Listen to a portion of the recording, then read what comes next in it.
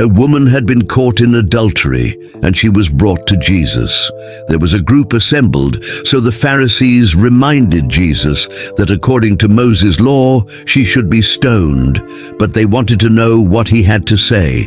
Not once, but twice, Jesus stooped and wrote on the ground with his finger, and there is mysterious significance as to why John included this detail in the passage. Now, we shouldn't miss what Jesus said in between his stooping, which is fairly critical to the story. But what was he writing?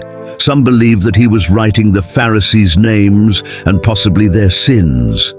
In the preceding chapter from John, Jesus spoke of himself as living water. So perhaps he was fulfilling a prophecy.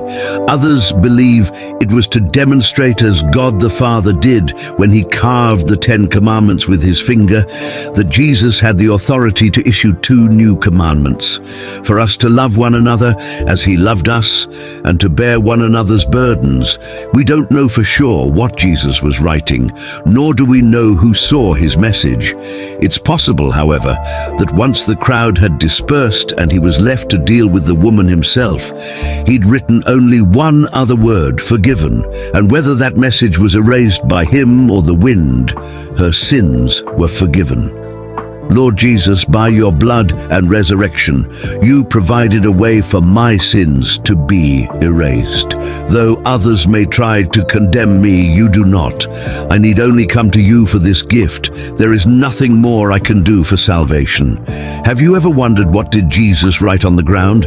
We don't know for sure, but people have surmised that he was writing down the names of the accusers. Whether or not that is correct, imagine being one of those holding a stone ready to condemn the guilty. What could they have been thinking? Now imagine yourself as the accused woman facing condemnation and anticipating being stoned to death.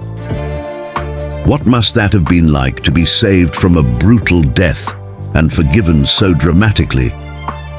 Please leave a comment. We would love to hear from you.